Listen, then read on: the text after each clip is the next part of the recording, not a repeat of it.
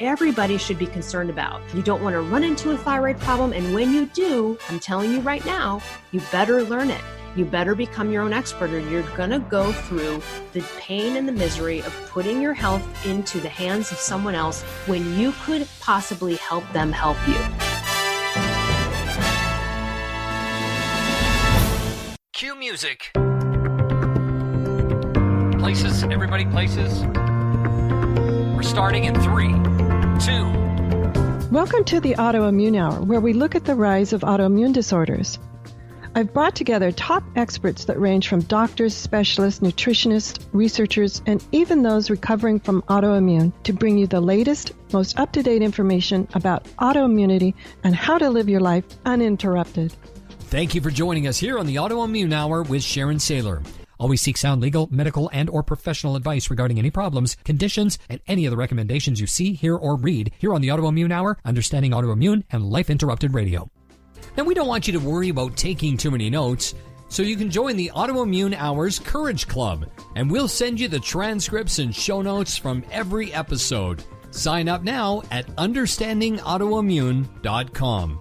Now, back to your host, Sharon Sayler. Welcome, everyone, to the Autoimmune Hour. I'm Sharon Sayler from SharonSayler.com, and as always, it's just my honor and pleasure to be with you here on another brand new episode. And tonight, I'm super excited. And, you know, one of the things I love about the show is previous guests, friends, people I meet on social media say, you need to interview somebody. And that is who I'm going to interview tonight, is one of those somebodies that got referred to me. And her name is Elle Russ. She's the author of the Paleo Thyroid Solution.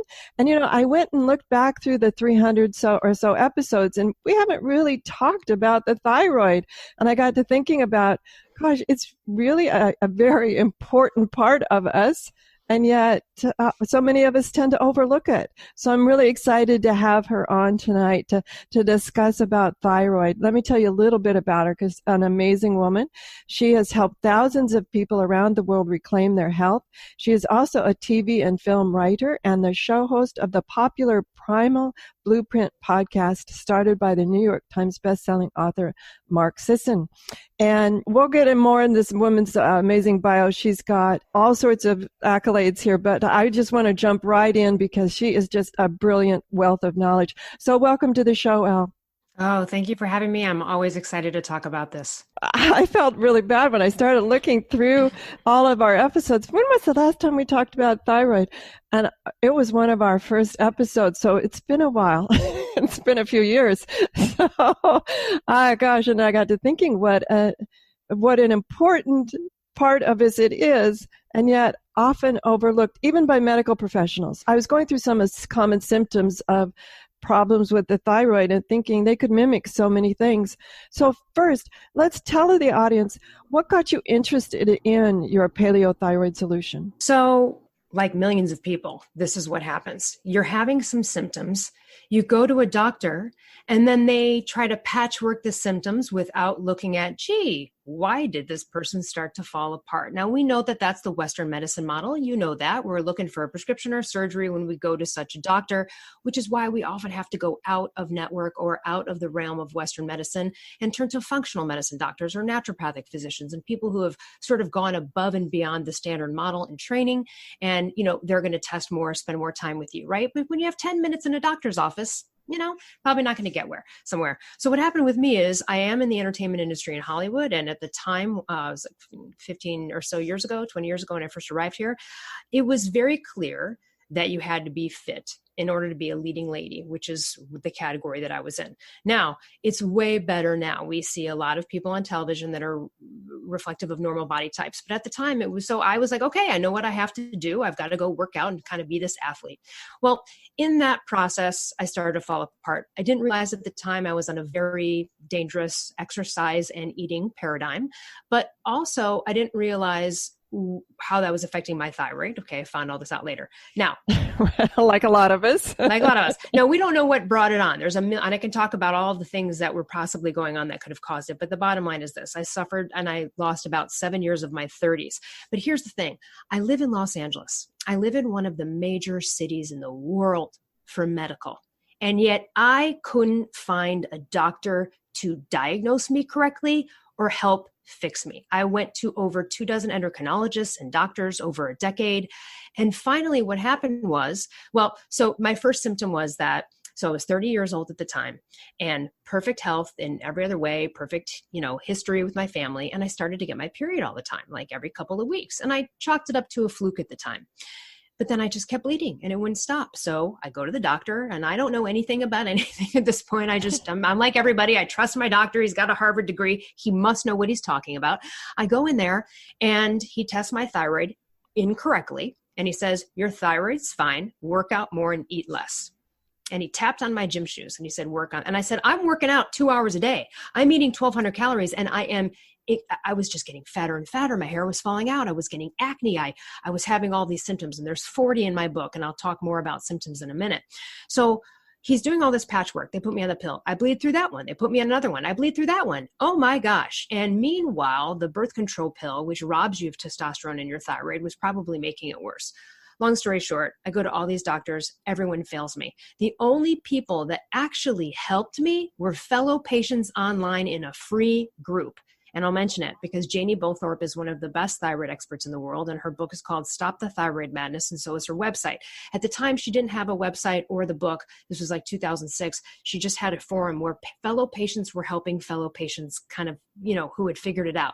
And they led me in a direction that helped me help myself. So what I had to do is I had to go online and order my own thyroid meds and be my own doctor, which is absolutely insane. Now, I have a philosophy degree, okay? So here's the thing, like, that's a joke. Like, I can't, I was in school, I was like, I hate math and science. Like, this is the last thing, right? So I literally had to learn it myself, become my own subject expert, and I fixed myself twice in 10 years. The first bout I had of hypothyroidism, I fixed with treating myself with natural desiccated thyroid. Then at some point, that medication backfired on me in a storm called reverse T3 thyroid, which is even worse because most doctors really don't know how to deal with that or test it. So twice in 10 years, I was left in the dust on my own to solve my own thyroid problem. So what I would do is I would use doctors for blood work. I ordered my own thyroid hormones, checked all my vitals, and literally I had to be my own experiment, and I fixed myself twice. So that's how I became an accidental subject expert.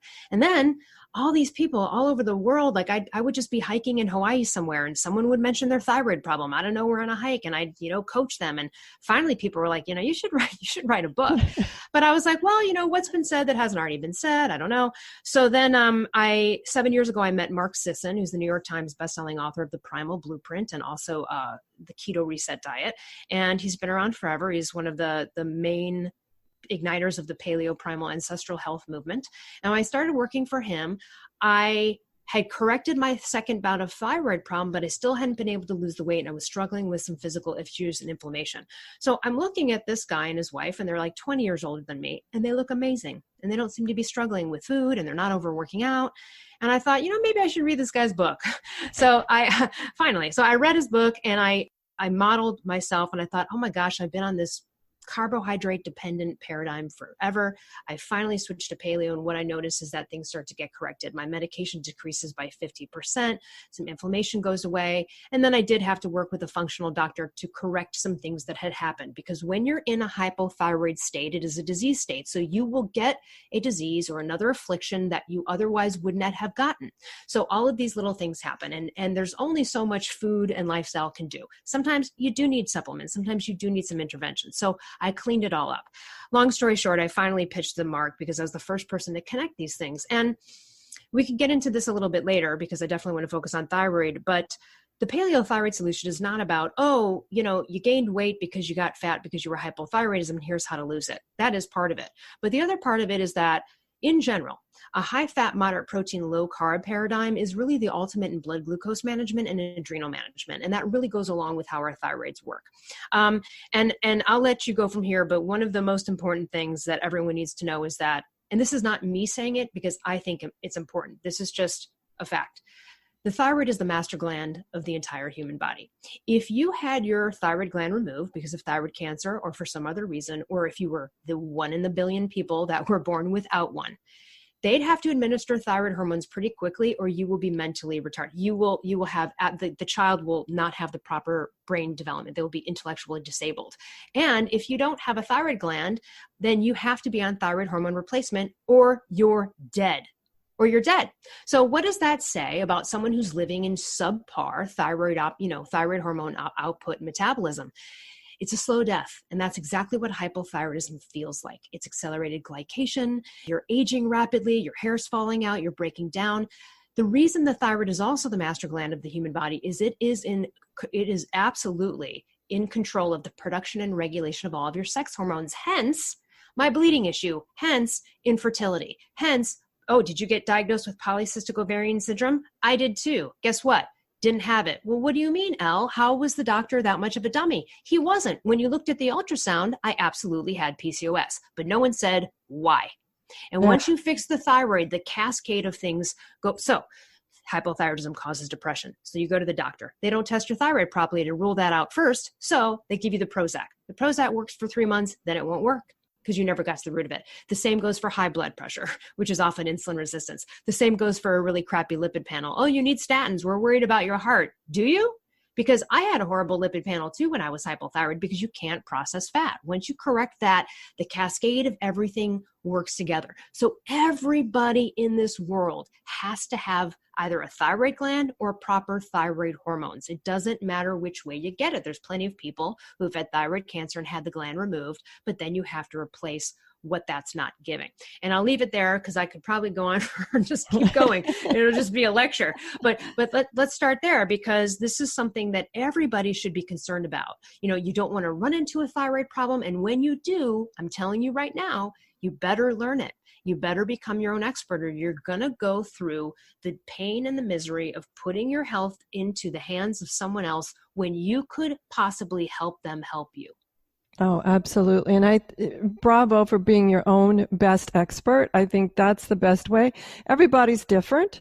And I praise all types of medical intervention I've had, although they've all been limited because they're not me. They're not experiencing this body. They're not aware of every little symptom that's happening and being able to put words to the right ones. My frustration is, especially with thyroid tests, but tests in general, is you get this range, like you get, okay, from 50 to 100 is normal, and you're at 49, and they'll say, oh, you're fine, go away. So let's talk about thyroid tests, because like the T3, T4 are not enough. Let's talk about what do we need to do to really get someone to say, hey, stop, listen to me, I really want to test my thyroid. Right. So I'm going to list the tests right now. And I also have a free thyroid guide on my website where these are all listed too with more information. But let me just list them now, because everybody should know what a general, like, do I have a thyroid problem? What tests should I get initially to see what's up? And these tests are the following. You need TSH, free T4, free T3, reverse T3. And then you do need to rule out whether you have Hashimoto's or not, which is an autoimmune thyroid disorder. We'll talk about that in a minute. Those two antibodies are TPO antibody, which stands for thyroid peroxidase, and then the other one is TG antibody, which stands for thyroglobulin. Now, aside from those 6, I would say that there's a few others that are kind of important in this mix. There's plenty more tests and things to do, and there's so many things that can affect a thyroid problem. You could have heavy metals, okay, but as a basic checkup, what's going on. I also would always add vitamin D to that test and ferritin. Ferritin is iron storage, and it is often very low in hypothyroid patients, regardless of how much meat you eat, etc. And those are sort of some important components there. I'd also probably say B12. So that would just be like a general, hey, is something going wrong? And then from there, you can look into more, extensive testing and other things like that. But this is really important. Now, most doctors and endocrinologists only test 2 of the 6 things I just mentioned, which is why you could suffer forever and just be putting your hands into a doctor's health and never know anything. And meanwhile, you're getting fatter, you're depressed, and your doctor's like, your thyroid's fine, your thyroid medication is fine. I guess you just need Prozac. That's the frustrating thing, is when the doctors aren't doing the right testing or reading the testing correctly. Nothing is more frustrating, as I said, when they say 50 to 100 is normal and you're right on the border, and yet they say you're fine. And you're like, well, right. Why would I be on the border? Yeah, and let's talk about that. So it's what's optimal, not it. So I also, if you're in the range, but you're low in the range, they're like, it's fine, you're in the range. No, it's what's optimal. So for example, vitamin D, usually it's a scale of 30 to 100. That's the range. Okay. So if you're at 35, someone might be like, fine, it's not flagged with an H for high or an L for low, but actually the optimal is being around 70 to 100 on vitamin D for everybody. So again, if you're not with a doctor that understands nutrition and understands all of these things, you are going to continually go down a road of disappointment and also ill health, because the longer it takes you to solve your thyroid problem, the longer it is that you're in a disease state where all of these other things go wrong. So let's talk about some of these things. In general, free T3 is the test that really corresponds with how we're feeling. Now, for normal people in this world who are not on thyroid hormone, are doing well, their metabolism's good, and they're happy, and life is great, most Americans, most people in the world, doesn't matter Americans, they are in the middle of the range on free T3. Almost classically, you could test a guy, you could test a girl, and they will be sort of in the middle of the range on free T3. If you're below that, just like 2 points, so let's say the middle of the range on a free T3 test was 3.0, because it would be like 2 to 4. Okay, right? So let's say it was 3.0. And let's say someone's got a 2.8. The doctor will discount you because they're like, well, it's so close to the mid-range, when there might be something there to investigate. The other part of it too, and this is where patients really get screwed by doctors, is that once you're on thyroid hormone replacement, then the free T3 particularly, and I want to make this distinction. When I talk about thyroid hormone replacement, I'm going to exclude something called T4 only. That is a sort of first only endocrinologist business of treating thyroid problems. And there's nothing wrong with it. There are people that can thrive on that. But let me just set that aside for a second. I'm talking about people who are on a T4, T3 combination, like natural desiccated thyroid or compounded, or Synthroid and Cytomel, or people who are on T3 only, like myself. And in those cases, most people are functioning and doing really well and are finally feeling great, and they're not hypothyroid when they are above the mid-range, sometimes towards the top of the range. So then you have a doctor who's like, you're on too much medication because you're at a 3.7 and the top of the range is 4.0 if you are on thyroid hormone replacement. And you're like, but I'm doing great. My temp's normal. So that's another thing doctors don't know. They're trying to mimic what's normal for normal people and put it into the category of the people that are on thyroid hormone replacement. And it does not work.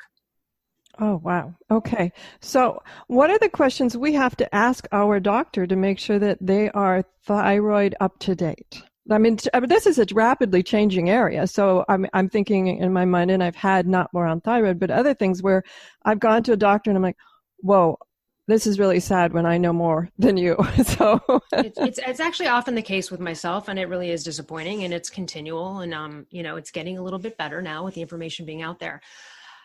I guess I think, since this is an autoimmune show, I want to talk about Hashimoto's, and let's talk about some of the things that doctors don't know about Hashimoto's. Okay, so Hashimoto's is an autoimmune disorder that affects your thyroid. So if you have type 1 diabetes, then your immune system makes a mistake and it starts attacking the pancreas like it's an enemy, and then you run out of insulin, and now you're dependent for the rest of your life. Same goes for Hashimoto's. Your immune system makes a mistake and it starts to attack your thyroid gland to destroy it.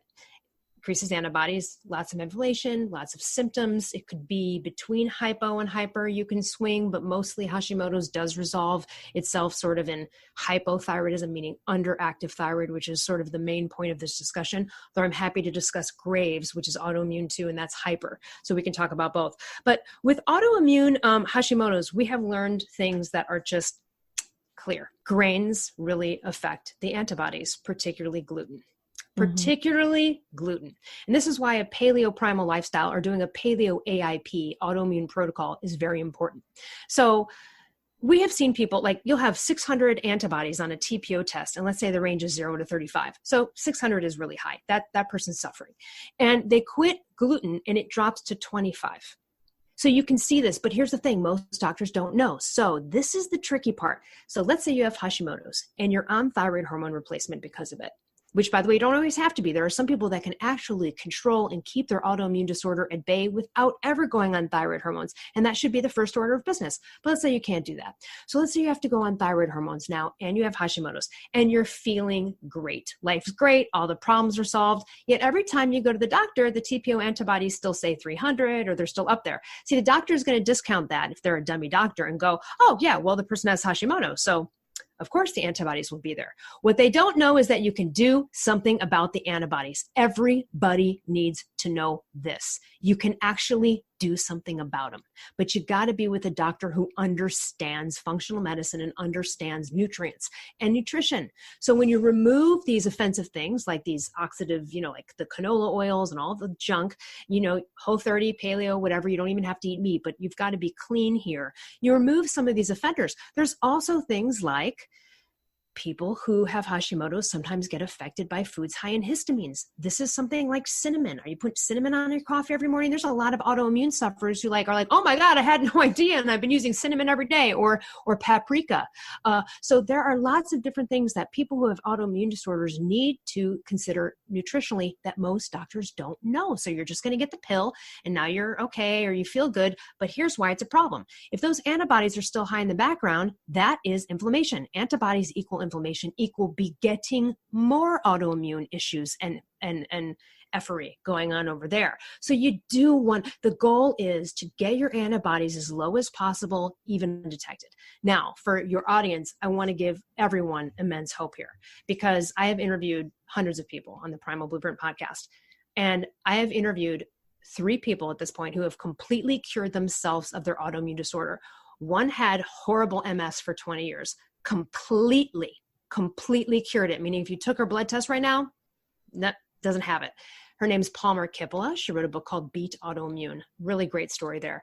Then I have another friend who's not an author, but she's a chef, and her name's Courtney Cantos. She completely cured herself of rheumatoid arthritis that she suffered for 10 years. They put her on all of the biologics. She kept saying, well, I mean, shouldn't we test this to see if it's getting better? And they're like, you're always going to have it. You're just going to have to be in a wheelchair for the rest of your life. I mean, she was sentenced to a wheelchair for the rest of her life at my age. And then suddenly got her way out of it through a grocery bag. Kid you not, just because she was a chef. So she was like, okay, all right, let me look at food.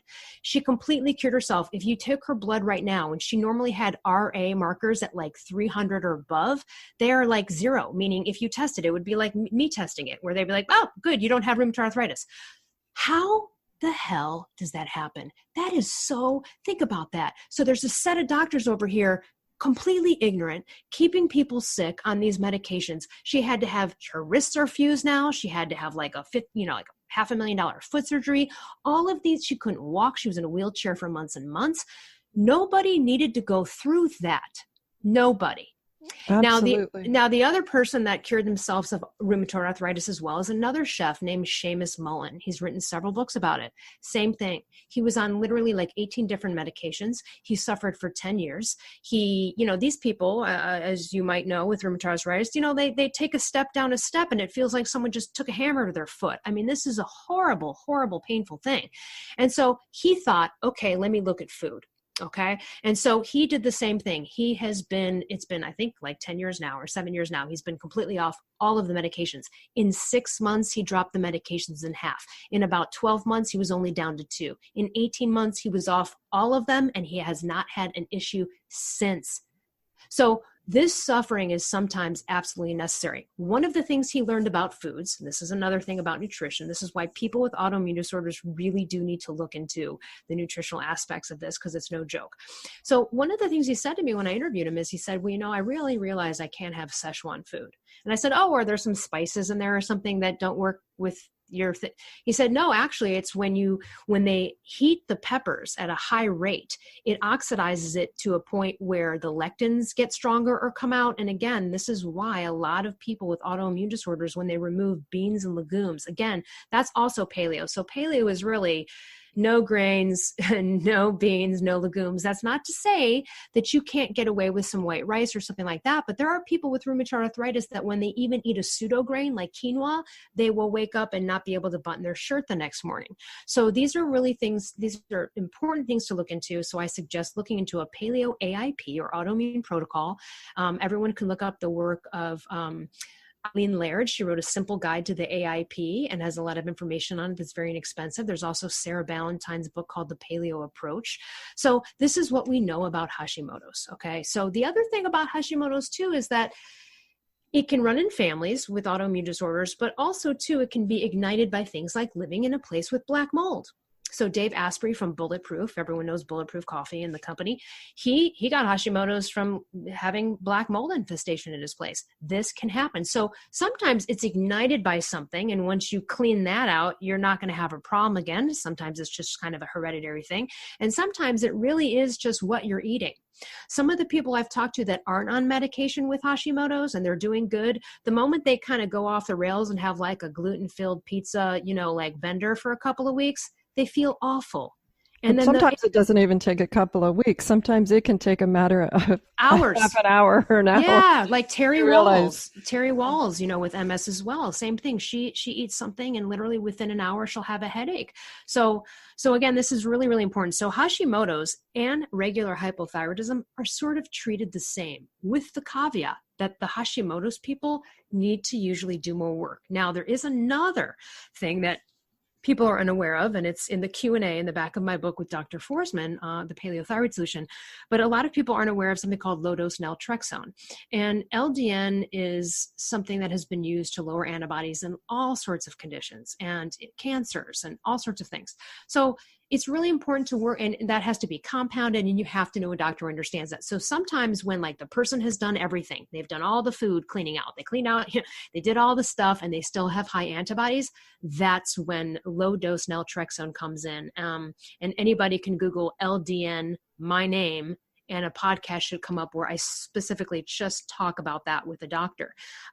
So that's another treatment that, again, a lot of doctors don't know about. They're afraid to use it. They don't understand how to use compounding pharmacies. And this is why it is important to get to someone who understands these conditions and is a functional medicine, preferably paleo tinged, because they're going to understand nutrition, at least the clean part of it. And again, I'm not advocating that you have to eat red meat to be paleo. I know a lot of people think, oh, you have to eat red meat.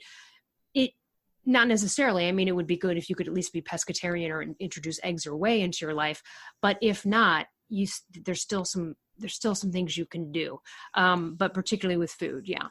We need to take a quick commercial break. When we come back, we're going to talk to Elle some more about this because it's a fascinating topic. And as you can tell, we have a brilliant expert here who's been through it herself. And I think that's always, to me, a key factor, is knows what they're talking about because they've lived it and survived it and now are optimizing it and excelling at it. So we'll be right back.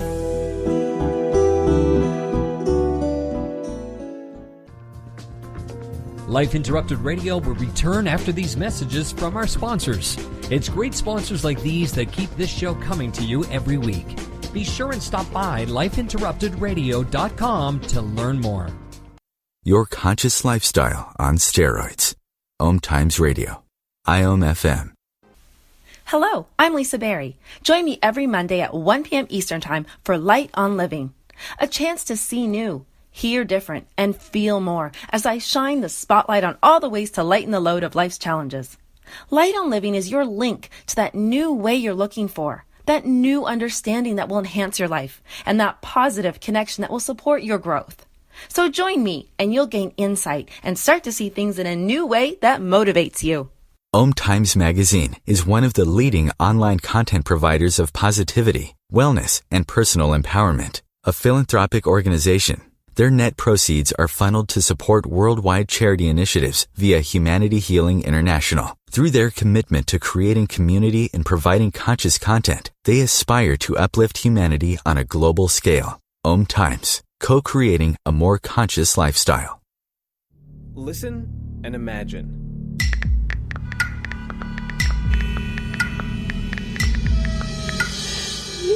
It takes 5 seconds to send a text, and for those 5 seconds, you're driving blind. Life is worth more than a text. Stay alive. Don't text and drive. Visit StopTextStopWrecks.org, a message brought to you by the National Highway Traffic Safety Administration, Project Yellow Light, Noise, and the Ad Council. Hi, this is Sharon, and of course you know me from here on the Autoimmune Hour. Maybe you don't know I'm also an author. My latest book is for kids. It's Pinky Chenille and the Rainbow Hunters, a winner of a 5-star Reader's Favorite review.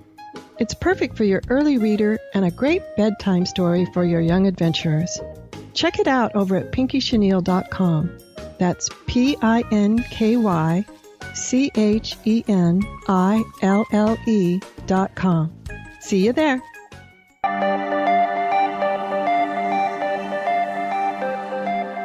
Welcome back, everyone, to the Autoimmune Hour. I'm Sharon Sayler from SharonSayler.com.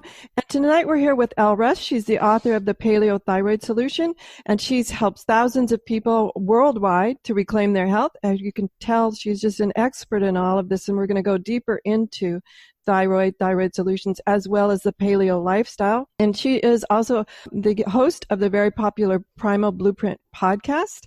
And so, Al, this has just been fascinating. And I want to go into the low-dose naltrexone a little bit more, a medication that is used for other things. And they've discovered that in using very low doses, it's helpful in a variety of areas. But it's because it's looked at differently. I guess it got started in the world differently. A lot of doctors don't even know about it. So let's talk about how do we bring that up to our physician if it seems like the right thing for us to do? Well, it's tough because when a doctor doesn't know about something, they can sometimes react with ego, and Yes. they're not willing to learn more information. And even if they are, that's going to be a huge learning curve. So something like low-dose naltrexone, and let me just say this. So the max of a low-dose naltrexone is 4.5 milligrams. So that would be the max for someone as far as an autoimmune disorder. You can start extra low. You can start at 0.5 or 1.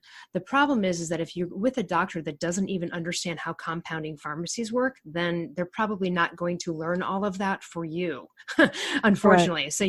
So that's the only bummer, because there's sometimes where you can really teach a doctor something, or this is what I always say, you got to become your own expert, because when you show that you're compliant and that you're on top of it and you know this information and you're speaking intelligently, then you are more likely to get a doctor who's going to be willing to practice medicine with you, even though it's something that they normally would not do or that they're a little bit skeptical of, but they may go in that direction. And that's why it's another reason to be learned. Yeah, LDN can be a lifesaver for people, can help with sleep. I mean, it is given in doses for cancer. It's really, really an important thing. And again, I can't speak as intelligently as most doctors can on it, but I do have a whole thing on it in my book. And as well, we did do a whole podcast episode on it. It's an anti-ager. There's lots of people with Hashimoto's and other autoimmune disorders that do really well there. The other thing I want to mention too is that you've got something like black mold that could ignite an autoimmune problem. Well, you also did you have Lyme disease? There are lots of other things that can affect it. Another thing that really affects mitochondrial function and inflammation in general, and I'm talking non-Hashimoto's here, is heavy metals. I had major heavy metals. My mercury was crazy. Now, I can't say if that was the thing that caused it, or the selenium deficiency was the thing that caused it, or, there was a whole cascade. I used to be a cigarette smoker. Did that? Okay. I used to swim in chlorinated pools every day. Could that have displaced my thyroid? I probably had a whole storm of things that were contributing to it. But at I think the end that's what people have to realize. Yeah. It's very rare to be able to point to one thing and said, bingo, that's what caused it. I eliminate that and everything will go away. That's right. It's usually a cascade or a storm of things, just the right, everything hits at the right moment that the immune system goes haywire. And that's why it's really important, though, because you need to have a doctor to help you, or you need to learn it so that you can understand all of the components that we're not just that I don't just target one part of my body, right? It's all connected here. So we have to look at these things. And that's important about functional medicine, yes. Because often 2 times in the Western, and Western saved my life. This is not an argument pro or con against it. Just saying that breaking up into specialties oftentimes limits their ability to see 100%. Beyond that specialty. That's right. So finding a doctor who has a wide range of experience and a wide range of patients and is comfortable with complex. To me, that was where it became important, that I met very nice people in the medical profession. I realized, they're not comfortable in discovery of complex. I have a story in my book, a couple of yucky doctor stories. One of them was I went to a DO, and they are usually more on top of it. And she had really known a lot of stuff about taking nutrient test profiles. She knew about ferritin. I thought she knew what was up. And this was after my first bout of hypothyroidism, and I was doing well for a few years. And I thought, oh, great, I finally met a doctor who understands this thing, and great, I'm done. I'm going to be good to go. Then I ran into a reverse T3 problem, like I told you, and I figured out what it was. And then I go to her and I say, oh my gosh, this is what I found. Can you test me? She tests me. I have a horrible reverse T3 problem. I explained to her how it has to be solved. And she literally, she literally looks at me and throws up her hands and says, oh, Elle, this is too complicated. Now, let me tell you what I said right back to her. I said, really? So medical school wasn't complicated? So doing organic chemistry tests on the MCAT wasn't complicated, but this is? Come on. Come on, lady. You know what I mean? Do you know how horrible that was? I walked out of that office and I knew again that I was on my own for the second time in 10 years. And I bawled my eyes out in that car because here it was. I thought I had a doctor who actually was up on it, or at least would look into something for me, but possibly find a recommendation for me, maybe research it a bit, something. And then, nope, left in the dust. And what absolutely happens, I hear this story pretty consistently, which is unfortunate. And I am so thankful that she told you right then and there, because you were able to go, okay, yep, I'm on my own, but I'm glad I know that. I'm glad that's out of my life. And sometimes firing a doctor or being fired as a patient, which I've been fired as a patient, fine. It just means time to move on. Absolutely. I had another story, and this just goes to show you how people are patronized all the time. And this is a lot of my coaching, because people are scared of their doctor. They need them, but they also have issues with them. And they're like, how do I talk to them? How do I bring this up? That's a lot of the I'm tired of being called, it's all in my head, or I'm a hypochondriac, or whatever it is. I mean, exactly. So one time, this is another great example of just ego and ignorance with the medical field. I took a woman who didn't really speak English very well. She worked for a company, and she had a thyroid problem. And I just had a suspicion that she had a reverse T3 problem. She had high blood pressure. They wanted to put her on pills for that. She was miserable. She was bloated and fat, total disaster, depressed. And I thought, and she was on Synthroid T4 only for like 20 years. And I thought, yeah, it's probably this situation, classic situation. So I go with her to her endocrinologist. This endocrinologist was so rude. She didn't even look the patient in the eye. She didn't ask her anything about her symptoms or anything else. And I said to the doctor, I said, listen, could you take a reverse T3 test for this patient? And she says to me, she goes, patronizingly, she goes, well, yeah, we don't do that. Reverse T3 is old school. And I said to her, well, that's interesting, because I just myself got over a reverse T3 problem, and that's pretty damn new school to me. All I'm asking is that you take a test for this patient. Can you just take a test? She says, I'm not going to let people dictate how I practice medicine. I said, I'm not telling you how to practice medicine. I'm just telling you, can you take this test for this patient? I mean, this is like, really? I'm fighting with a doctor. Okay. So then she says this kills me. She says, fine, I'll take it, but I don't know how to evaluate it. And I said to her, did you just patronize me for asking you to take a test that you are now telling me you don't even know what it is? Sharon, do you see how frustrating? This is the kind of stuff. This is the shiz people have to go through. This is not cool. Then what happens? Well, what do you think happened? She took the reverse T. She had a horrible reverse T3 problem. I was completely right. 100% right. Like, what if I was never there to discover this? Like, really, this endocrinologist has no clue, just ego, like, you're stupid for even asking that question, but I don't even know what it is. Then she takes so it's a bad reverse T3 problem. And then I say to her, can you please put this patient on some T3? Can you add T3 to this T4? And I said, 10 micrograms. She goes, I'll do 5. And I was like, okay, fine. That's better than nothing. My gosh, we'll have to work with her for now. We'll go to someone else, whatever. Now, it was funny because I walked out of there. I go, that's interesting. So she actually did let a patient dictate how she practices medicine, because I just asked her what to do, and she finally finally agreed to do it. But it shouldn't have to be a battle. And I'm a big advocate that move on. If you're battling with someone and you're like, they just get me, they're patronizing me, that whatever it is, if you're not feeling like you're being heard, or you're not feeling like you're being respected, or whatever it is, that's not the right fit. And also these people, like, you interview them. You're not there to bow down to some doctor because they have an MD, like they are, the Oracle of Delphi. Are you kidding me? No. And that's the thing we need to understand. We need to stop being afraid and like, worshiping these doctors like, oh, they're going to save me. First of all, you get diagnosed with anything, you become your own expert, because I can tell you right now, it's the only way you're going to get better. And then the second move is you have to find the right doctor. And if they're patronized, I got patronized once by a doctor who laughed at me for asking for a B12 test. Turns out I had a B12 deficiency. Like, of course, you know what I mean?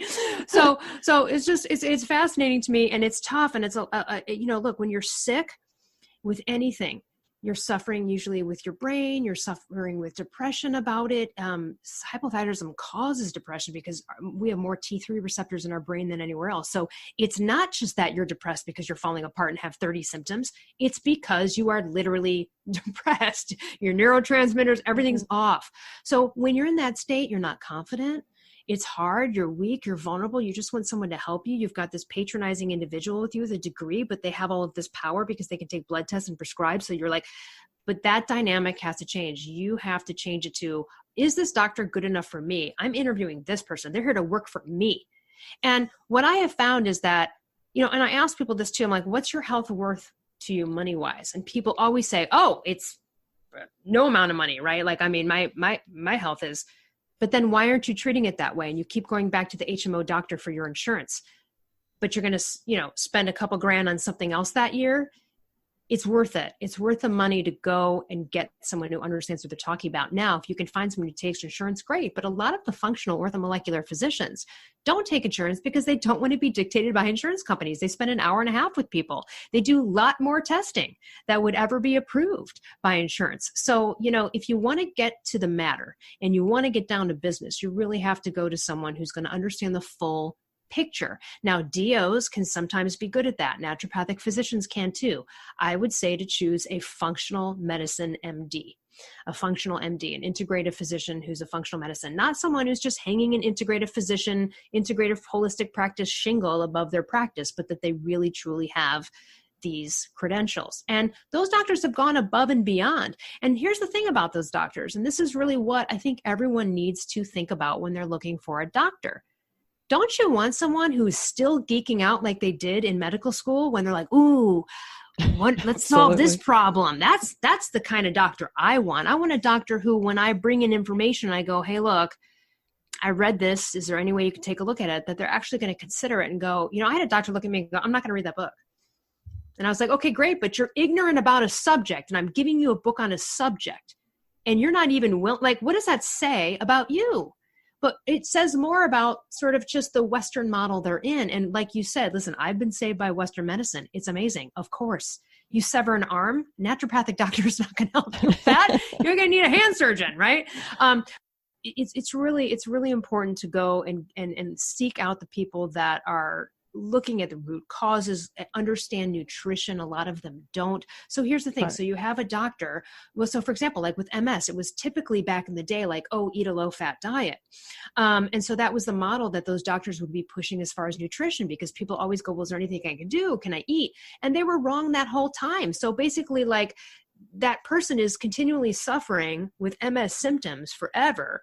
And this is, again, why you have to do the research. But now it's really out there, and there's so many people that have solved this. I mean, listen, 20 years ago, when I was like 15, 20 years ago, when I was figuring, there was no information. I mean, there was no books on it. There was paleo hadn't even come on the scene. So that wasn't even something I could research. There were no free podcasts with people talking about this. I had to figure it out myself.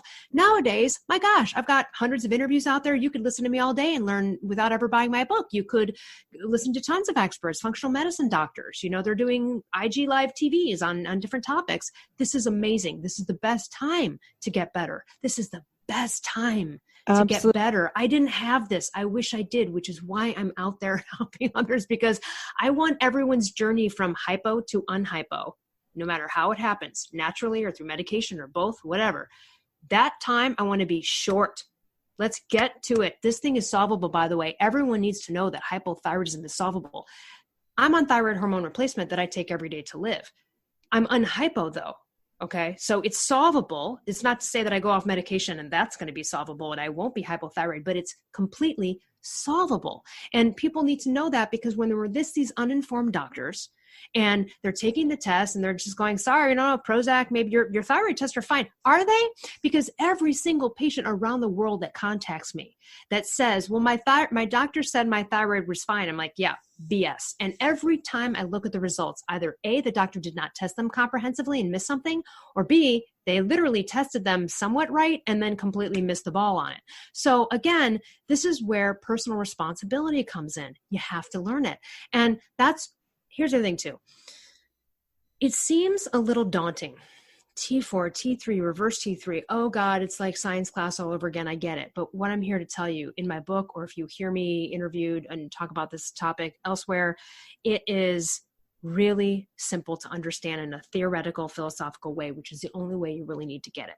And I'm happy to go through how the thyroid works and go through the thyroid feedback loop if we have time. And if not, that's okay. But this is something that everyone really needs to understand, and you can do it on your own. And that's why I'm here to help you understand this stuff so that you can go, something's not right here. Awesome. We need to take our final quick commercial break. When we come back, I want to touch on paleo. We've been sort of skirting around what is paleo. We've heard things about high fat, low fat. Let's talk in our final 10 minutes about paleo. What is that and how does it help our thyroid? We'll be right back. Your conscious lifestyle on steroids. OMTimes Radio. IOM FM. Change and growth are part of natural life, and also part of your spiritual life. Everyone needs support and guidance, especially during life passages. Upgrade yourself with the OMTimes Experts program. With OMTimes Experts, you have access to the best intuitive coaches, spiritual teachers, counselors, astrologists, and oracles. Our team was carefully selected so you can trust. Find out more at experts.omtimes.com. Grab a cup of tea or a glass of wine and tune in for inspired conversations with publisher Linda Joy on Tuesdays at 2 p.m. Eastern. Linda creates sacred space for leading female luminaries, empowering authors, heart-centered female entrepreneurs, coaches, and healers. A soulful venue where guests openly share the fears and obstacles they've overcome, wisdom and lessons learned, and the personal journey that led them to the transformational work they do in the world.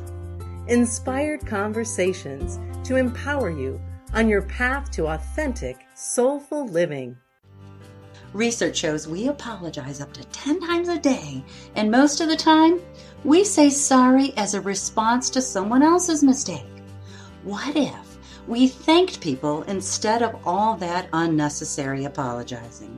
So instead of saying, sorry, I'm rambling, you say, thank you for listening. Join us at projectforgive.com, a free, non-religious resource on global forgiveness.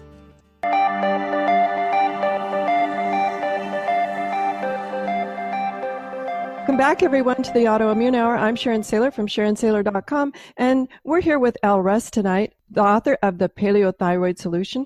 She is a survivor, a thriver, and an optimizer of her autoimmune condition, as well as the popular host and of the Primal Blueprint podcast. I think I got that right.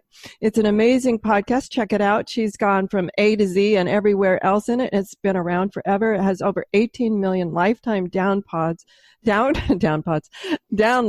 which is just an amazing bravo on that, Elle.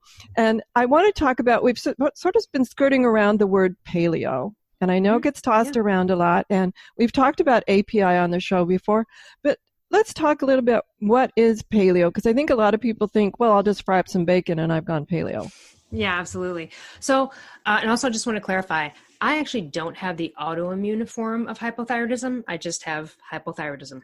So thank you. But that's touched on in my book. And of course I work with autoimmune patients because it's the same way to correct it, with the caveats that we discussed earlier. Yeah. So let's talk about paleo, primal, ancestral, evolutionary health, which are all synonymous. And people will be like, well, what's the difference between paleo and primal? They're all really the same. Some people might say that paleo is stricter than primal. Primal was sort of the term kind of coined by Mark Sisson, the primal blueprint, where he first came out and said, hey, even if you can only do 80%, you're going to be better off than the rest of the country. Let's try that. So he might be considered more lenient, like allowing a little occasional dairy or potatoes, where some strict paleo people would be like, nope, not at all.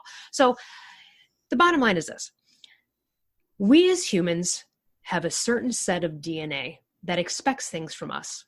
So for example, no one has ever, who's listening to this, has ever fried up a ribeye steak and fed it to a horse. We just wouldn't do that. That would be mean, because that horse has its own set of DNA that has its own set of requirements for it. And same with a cow. A cow has 4 stomachs. They can process cellulose like we cannot. We could never. So they're grazing on grass all day. They have its own set of DNA. And I want to just make a little comparison here. Some people wonder why, when they look at a package of meat, it says like no antibiotics. And so it's like, well, why would there even be antibiotics involved? Here's why. Because a cow's ancestral prescriptive DNA demanded diet is eating grass all day and grazing. So when you take a bunch of cows and you feed them grains, which is their non-native diet, they get sick. And you have to administer antibiotics. And that's where that all comes from. So grass-fed beef or pasture-raised beef, which is allowed to roam and live its life eating the diet that it was meant to, or pastured chickens versus grain-fed, they are the better choice. They also don't get sick. The ranchers that have pastured animals, they rarely get sick, or they get a little sniffle, but they have an immune system, so it just corrects it quickly versus, and so that's what happens with us. If you feed us what we are not meant to eat as human beings and our DNA, we get sick. And so what happened? They did not even see the paleontologists of the world who can look at a sample and go, oh, that's a monkey, or look at a sample and go, oh, okay, that's a human. These people never saw rheumatoid arthritis ever on the archaeological record until grains came on the scene 10,000 years ago, when the agricultural revolution started and we stopped hunter-gathering and we started to go, okay, we're going to farm and we're going to stay here. And they found skulls of 60,000 hunter-gatherer ancestors, complete intact skull, teeth, perfect, everything great. You look at a skull from a farmer back then 10,000 years ago, teeth are decrepit, etc. And this goes to even something like back in the day, there always was this awful stereotype of British people that they had bad teeth. I'm sure everyone's heard it. And it was like, where the hell does that come from? Here's really where it comes from. They were the first people to get sugar. Okay, they were the first people to get sugar. So this is what happens too with apes in the wild, with primates. They feed them these like vitamin cakes and they get sick. And then you feed them their native diet and they thrive. So the same thing goes for humans. And so what does our DNA truly dictate of us? Well, it really doesn't like an overabundance of carbohydrates. How do I know that? Look at our world. Has anyone seen a commercial lately that's not for a glucose monitoring diabetes medication? It is a disaster. Our food pyramid is a diabetes-making diet. It suggests 6 to 11 servings of grains a day plus 2 to 4 servings of fruit. You're going to get type 2 diabetes. Type 2 diabetes is an epidemic in our country. What is type 2? Unlike type 1, which is autoimmune, okay, type 2 is something we give to ourselves unbeknownst to us because we don't understand nutrition. And so I was insulin resistant. I was pre-diabetic myself. I could tell you, doesn't feel good. It's a horrible state of inflammation. It can also cause thyroid problems. So paleo, primal, ancestral is really a high fat, moderate protein, low carb paradigm. What do I mean by that? So I'm a woman. I'm 5 feet 2 inches tall. So I'm not a large woman. So for someone like me, a low carb would be somewhere like no more than maybe 100 total grams of carbohydrates a day, and maybe between 80 and 20. When people talk about keto, that's a whole different ballgame. That's really getting super low on carbs, like 50 or under or 20 or lower. That's a totally different paradigm, and I won't even get into that now because that's its own podcast. But paleo, primal, ancestral is not only just clean living, getting rid of the terrible fats and the igniters of inflammation, like certain dairies and grains, beans, legumes, and things like that. It's eating after the model of what we did when we were roaming around as hunter-gatherers. Now, here's the other side of it too. You could look at a paleo food list and go, okay, and then eat from it and be like, it's not working for me. I'm still craving stuff and all. But here's the other component. The other component is lifestyle. often people overexercise. If you're a carbohydrate dependent sugar burner, then you are in a state where you're eating the glucose and then you've got to go run it out and to deplete it. And now you're filling it up again. And you're in this hamster wheel that will never end, except it will end in type 2 diabetes or insulin resistance. And we're going to have to end right there. Oh, okay, sorry. We'll have to have you back because this is just awesome. Your expertise and brilliance are much appreciated. We're down to the last 2 minutes, and I want to have time for people to know, where do we get your book? How do we find your podcast? So please take our last 2 minutes and share with us. Sure. Well, ElleRuss.com, free thyroid guide, tells you all the tests I just mentioned, tells you questions to ask the doctor over the phone or their nurse to see if it's even worth your copay to go visit them, tells you how to find a doctor in your own state or country. So that's a free thyroid guide that's just on my website. You can find my book almost everywhere. I also am the author of another book called Confident as F-U-C-K. I won't say the word. And that's a self-help book all about confidence and self-esteem. I also host the Primal Blueprint podcast. That's every Monday, where I interview people like you do in the health and wellness world, mind, body. I also host another podcast that I just started not too long ago called KickAssLifePodcast.com. It's a video podcast. It's with my co-host Tara Garrison, where we just talk about things that can improve your life. We talk about, one episode might be on blaming, another episode might be on, how to manifest. So that's just sort of a real fun one and an encourager for everybody. But what I do suggest is, if you're really curious about paleo primal living, go to marksdailyapple.com or go back to the Primal Blueprint podcast and listen to the first 10 or 15 episodes with Mark Sisson and Brad Kearns, both New York Times bestselling authors. Learned everything I learned from them, basically talking about what it means to be fat adapted, what paleo means, what primal means, and it's all free for everybody. Awesome. Amazing. Now, I want to spell her name. It's ELLERUSS.com. So that's how you spell her first name, Elle. It's not just the letter. ELLE Russ.com. And thank you so much, Elle. Deeply appreciate you coming and sharing with us all your wisdom. You are in charge of your health, and I think that was one of the major critical messages of today's episode. So thank you, bless you, Elle, for being here. And everyone, have a great weekend, whatever your adventures. Join me next week for another brand new episode. Pop over to understandingautoimmune.com. Check out all the other shows, as well as leave us some messages on social media. It's always at Understanding Autoimmune. Wherever you go, Instagram, Facebook, Twitter, we're there. And thank you. Enjoy. The information provided on the Autoimmune Hour, Understanding Autoimmune, and Life Interrupted Radio, including the websites understandingautoimmune.com and lifeinterruptedradio.com, plus social media, is for educational purposes only. What you read, hear, and see on the Autoimmune Hour, Understanding Autoimmune, and Life Interrupted Radio, and its websites, and other media outlets is based on experience only. The information should never be used for any legal, diagnostic, or treatment purposes. Always seek sound legal, medical, and or professional advice regarding any problems, conditions, and any of the recommendations you see, hear, or read here on the Autoimmune Hour, Understanding Autoimmune, and Life Interrupted Radio.